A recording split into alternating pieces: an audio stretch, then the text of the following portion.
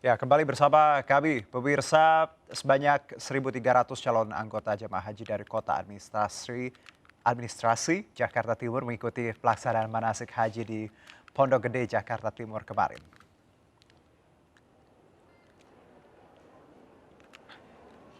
Ya, selain memberikan bimbingan, penyelenggara haji juga mengingatkan calon jamaah untuk selalu menjaga kesehatan. Ribuan calon anggota jamaah haji dari kota administrasi Jakarta Timur berkumpul di gedung Serbaguna, Asrama Haji Pondok Gede. Calon jamaah haji mendapat pelatihan serta bimbingan pelaksanaan ibadah haji sebelum diberangkatkan ke Tanah Suci.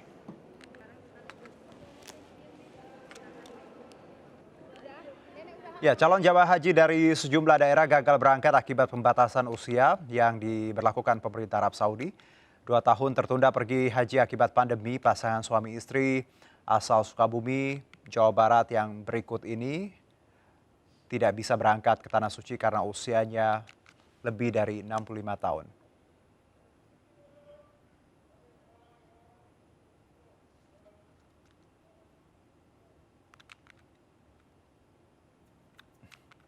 Ya, selain pengurangan jumlah kuota haji, Kerajaan Arab Saudi juga membatasi usia jamaah yang mengikuti ibadah haji maksimal berusia 65 tahun.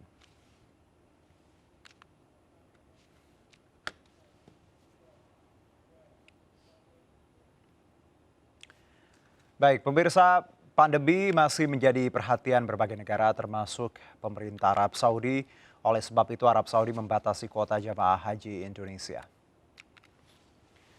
Tahun ini total 100.051 jamaah berkesempatan ke Tanah Suci atau setengah dari kuota normal. Meski kuota lebih sedikit dari tahun-tahun sebelumnya, pelayanan terhadap jamaah tetap maksimal. Sekretaris Jenderal Kementerian Agama Nizar Ali mengatakan, di satu sisi kita diuntungkan karena bisa jadi haji tahun ini paling aman.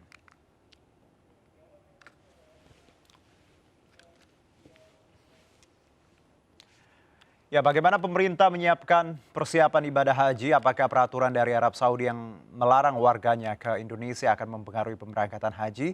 Untuk membahasnya lebih lanjut sudah terhubung via Zoom. Kita bergabung dengan Bapak Maman Imanul Haq selaku anggota Panja Haji Komisi 8 DPR RI. Assalamualaikum, selamat sore Kang Maman. Waalaikumsalam, selamat Ya, sore. Baik, Man. ya, kumaha damang Kang? Hai, alhamdulillah. Alhamdulillah ya Kang. Kita bicara mengenai persiapan pemberangkatan haji tahun ini. Dengan segala dinamikanya dan juga informasi yang kita baru dapat ada larangan Arab Saudi ke tanah air dan juga pembatasan usia. Sejauh ini seperti apa Kang? Yang pertama tentu kita harus syukuri karena 2 tahun tidak bisa memberangkatkan haji, tahun ini kita bisa berangkat.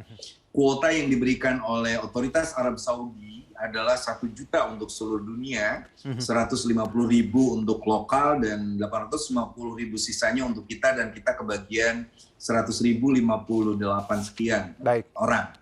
Nah yang kedua, tentu kita harus mengikuti aturan di Arab Saudi, yaitu soal pembatasan umur, lalu juga ada persyaratan untuk PCR dari negara asal, dan kita yakinkan bahwa jamaah haji yang tidak bisa berangkat tahun ini, itu semata-mata karena kebijakan Arab Saudi untuk tetap menjaga agar tidak terjadi kembali pandemi. Nah yang ketiga, saya sudah ngecek kemarin misalnya ke Jawa Barat yang akan berangkat mulai kloter pertama itu tanggal 4 Juni. Tanggal 3 Juni. Oke, 3 Juni. Berangkat ke asrama haji di Bekasi.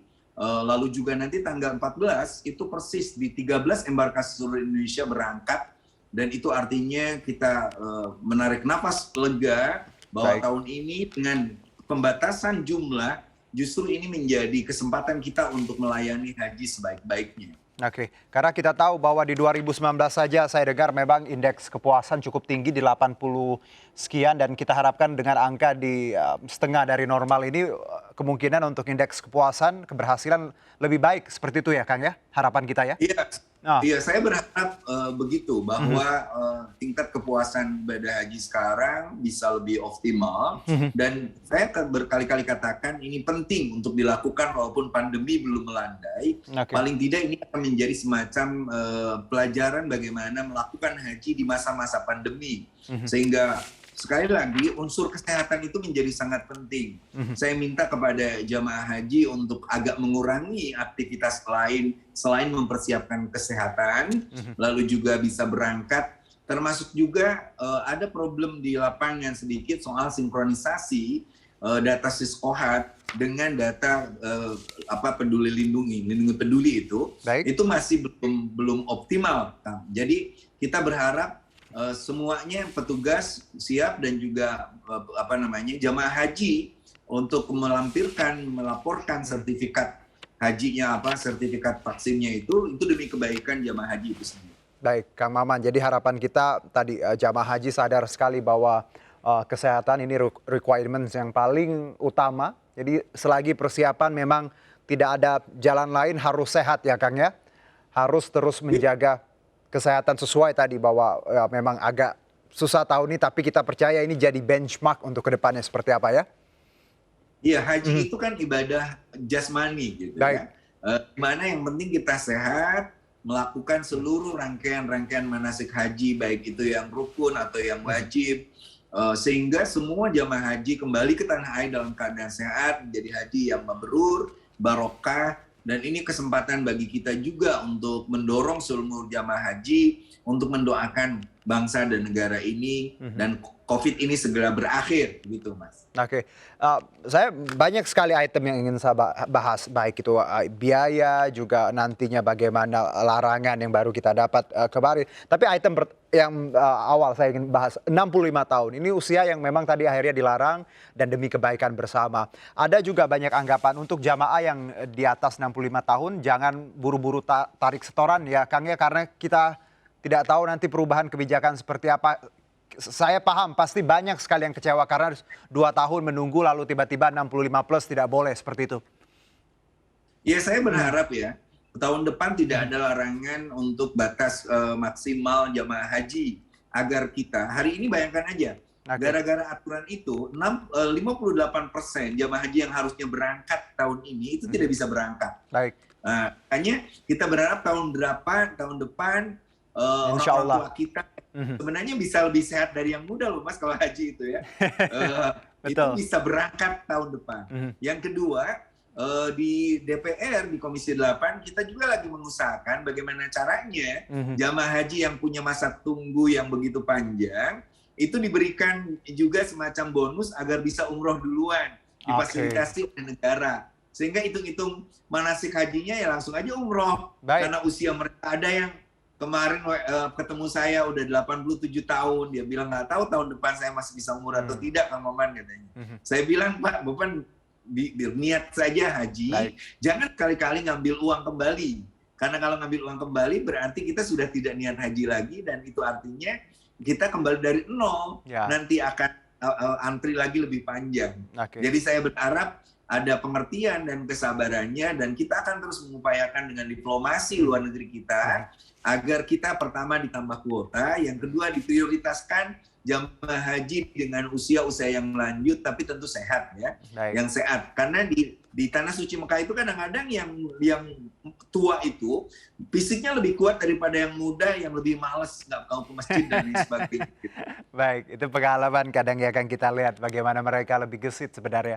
Jadi usia somehow bukan ukuran ya, karena mereka juga kalau kita lihat yang 65 plus banyak sekali yang sehat. Nah Kang, kita paham mereka kecewa, agak kaget dengan peraturan ini, tapi tadi semoga ada choice ketika Kang Maman sebutkan bahwa ada fasilitas umroh nanti ya ke depannya untuk mereka diperjuangkan, karena pasti ini akan menjadi kabar baik untuk saudara-saudara kita yang berusia lanjut tadi yang memang harusnya bisa berangkat tahun ini. Nah kalau terkait dengan dana Kang, ini kan banyak, ya nggak banyak, mungkin ada sedikit lah kekhawatiran untuk dana haji yang sudah disetorkan. Bagaimana pemerintah menjamin bahwa everything is fine and safe? Nah, saya harus yakinkan kepada publik bahwa dana haji yang dikumpulkan di Badan Pengelola Keuangan Haji itu safety, aman. Karena itu lewat pengawasan yang sangat ketat. Dan itu dana hanya diperuntukkan untuk seluruh proses penunjang ibadah haji. Seperti itu. Sehingga kalau seandainya misalnya tahun ini pun kita diberikan kuota, anggaplah 2 kali bahkan 3 kali, dananya masih tetap ada. Itu yang pertama. Yang kedua, sebenarnya biaya ibadah haji yang dibayarkan oleh jamaah itu setengahnya dari biaya sesungguhnya yang kita bayarkan untuk seluruh proses haji. Dan dari mana setengahnya itu? Nah, itu kita dapatkan dari dana manfaat haji yang disimpan oleh oleh para jamaah haji itu. Sehingga kalau ada orang yang merasa khawatir jamaah haji nanti uangnya tidak ada, itu salah. Semata-mata sekali lagi kuota yang kita dapatkan 100.000 ini bukan karena tidak ada uangnya, tapi karena memang itu adalah keputusan dari otoritas Arab Saudi. Dan yang kedua, kita pun siap untuk lalu selalu mengawasi, DPR RI mengawasi pengawasan keuangan haji, apalagi kita bisa hari ini membangun banyak asrama haji, bahkan kita pun mensupport nanti berbagai hal kemudahan ibadah haji. Mudah-mudahan kita bisa juga investasi nanti untuk maktab di Tanah Suci, catering dan lain sebagainya, sehingga jamaah haji Indonesia betul-betul diberikan kemudahan dan juga diberikan keistimewaan dibanding jamaah haji yang lain, karena Indonesia adalah negara yang paling banyak mengirim jamaah haji di dunia ini. Ya, amin, amin. Alhamdulillah, semoga nanti cita-cita kita ya Kang ya untuk haji yang lebih baik terwujud di tahun-tahun berikutnya. Kang Maman, kita jeda dulu. Kita sambung di segmen selanjutnya. Ada beberapa hal yang masih ingin saya tanyakan. Kita nanti sambung, dan pemirsa tetap bersama kami di MNC News Now.